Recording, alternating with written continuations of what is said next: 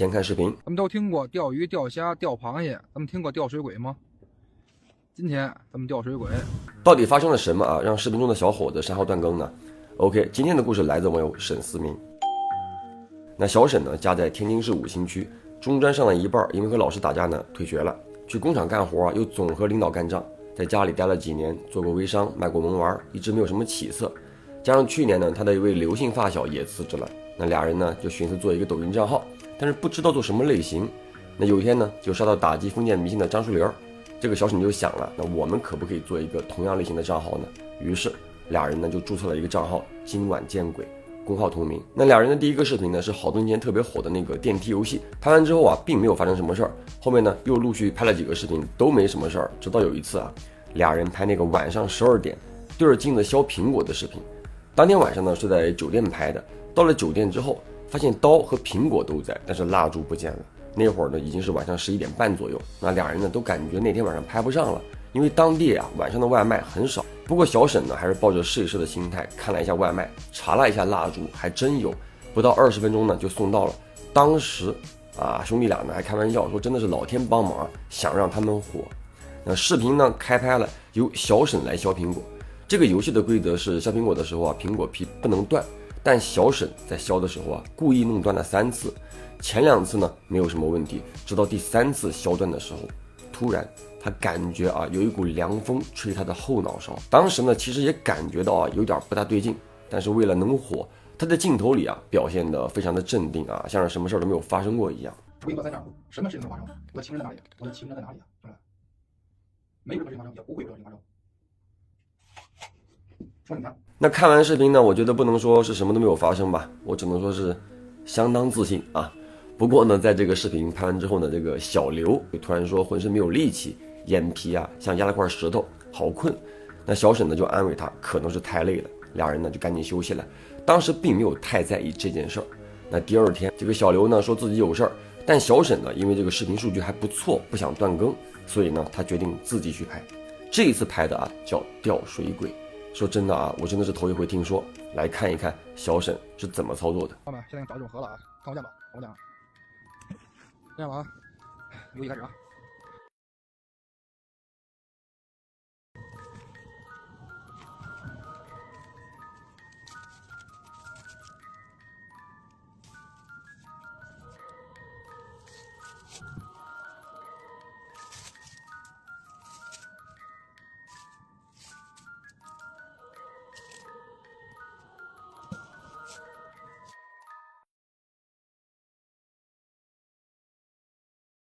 兄弟们，香也烧完了，快闭上也没有啊，什么事没有啊？没有任何事情发生，也不会有任何事情发生。打击封建迷信，兄弟们，逢我作结。太冷了，快睡觉了。告辞。视频中啊，我们看不到有奇怪的地方，但小沈其实在钓的时候，感觉到他的腰部是猛地疼了一下，就像是人啊猛然翻身啊扭到筋一样。不过那会儿他想的是天气凉，自己衣服穿少了，着凉了。这个事儿呢也就这么过去了。可是接下来他的腰啊越来越痛，吃药贴膏药都不管用。但是看着刚刚有起色的账号，舍不得断更啊，于是就想去拍一期日报大厦。那有关此地的传说，想必各位都门儿清。之前呢，我们也做过2期不同的传说，而小沈他们探听到的情况是怎样呢？难说呢，咱实话实说，14层呢，它为嘛有那么大的风雨在传说？咱实话实说，就这个事儿是嘛呢？就是一个女的那个当初她施工的时候，确实是这样。咱就实话实说，其他的再传，那我们第一否认，我们不知道，我不知道，我不信的，我不说这个，咱我们这岁数了，对不对？就是我们不知道，是吧？咱这个一个女的这个人物，咱说这个情况，确实是真钓鱼。其实我觉得这个大爷说的非常的中肯啊，出过事故，但其他的传说都是子虚乌有，以讹传讹。好的，视频录完之后呢，俩人回到了酒店，小沈呢要剪视频，小刘呢没什么事就睡了。大概到了凌晨3点左右吧，全神贯注剪视频的小沈呢，突然听到一阵敲门声。虽然说这个声音很小，但是可以确定啊，是他们的门在响。小沈起身开门，没人，那难不成是听错了？或者说是剪视频时传出的声音？其实看小沈的长相就知道是心大的人啊，没当回事儿。OK， 视频发布了，浏览量和点赞评论呢都挺高的，那俩人特高兴，就琢磨下一个视频拍点什么。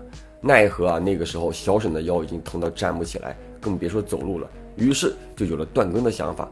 那后面小沈呢又强撑着啊录了2条视频，然而几天后，小沈收到小刘发来的信息，这个视频不能再拍了。问他怎么了，小刘说他的爸爸妈妈、妹妹和奶奶，包括他自己都撞客了。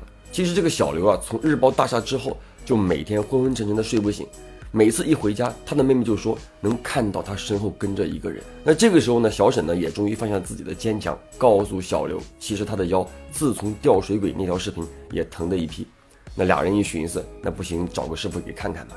于是呢，就托人找到一个在他们当地比较厉害的师傅。到了师傅的家里呢，师傅并没有说什么，让他们先自己照照镜子。那小沈看到镜子里的自己，脸色发白，黑眼圈特别的深。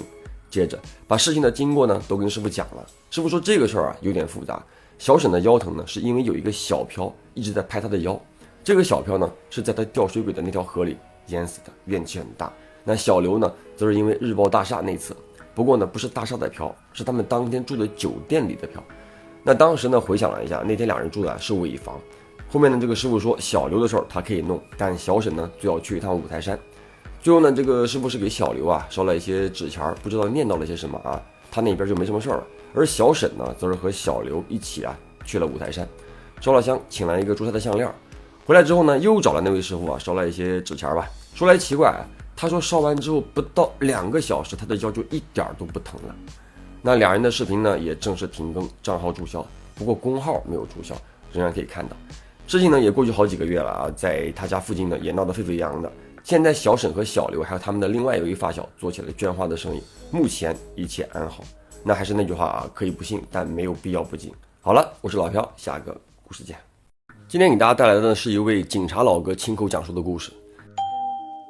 20多年前呢，那会儿老哥是刚进所里实习，有一天接到警情，他们辖区内的一个工厂，一位被开除的男性员工酒后到厂里闹事儿。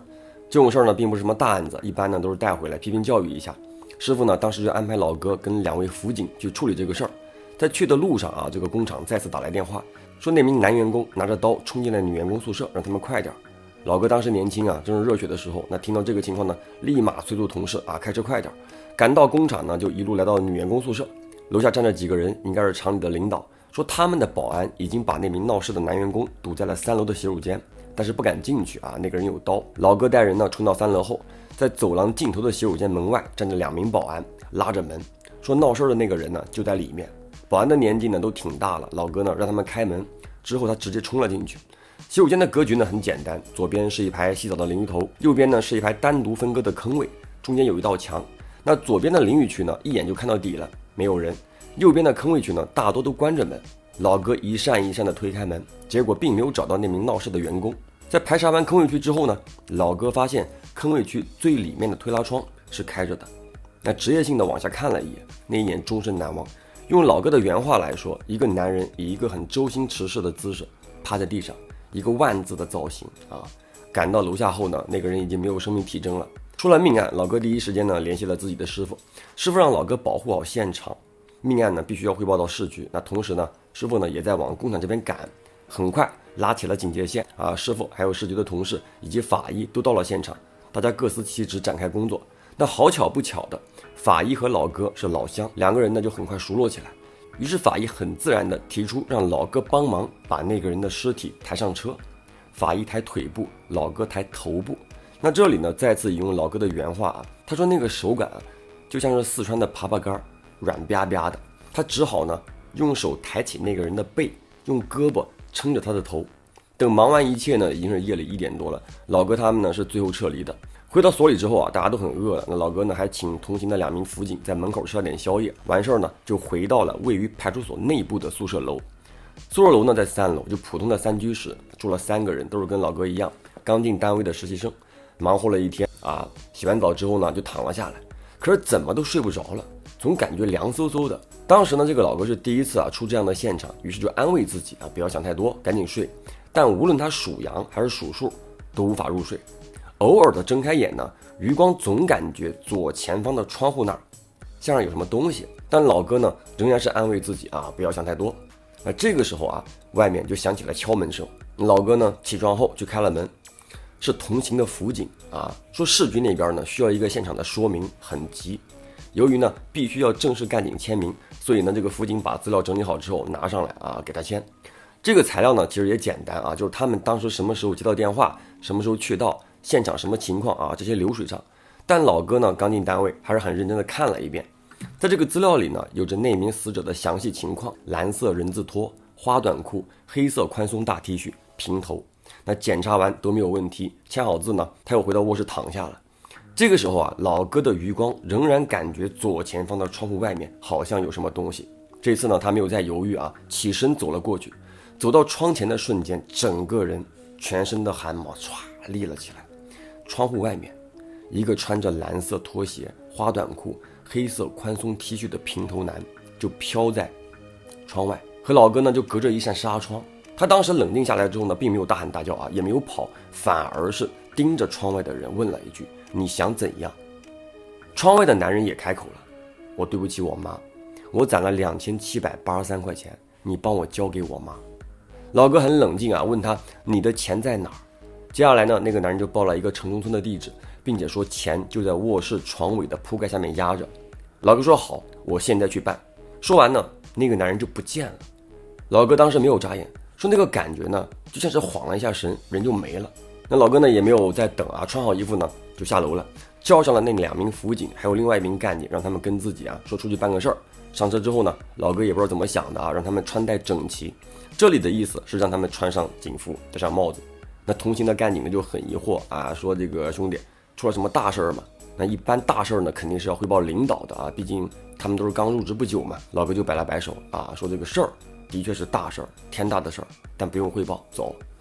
4个人呢就开车来到了那个男人说的地址，是一套合租房。那个男人呢在其中一间卧室，他们把这个房子的门给敲开之后啊，4个人就来到那个男人的那个卧室啊，门呢也没有锁。进去之后，老哥让其中1名关系比较好的辅警去摸床尾是不是有钱，果然从这个铺盖下面拿出了一沓钱，有零有整。那老哥说：“你数数，是不是2783？”等点完钱，所有人都非常震惊地看着他。回去的路上啊，这老哥呢才把刚刚遇到的事儿跟他们说了。也许呢他们并不相信老哥的这个遭遇，但那2783块实打实的就在车里，该如何解释呢？第二天，老哥联系到死者的母亲，把这2783块汇了过去。这个是老哥分享的第一个故事啊，还有另一个故事，我们下期再见。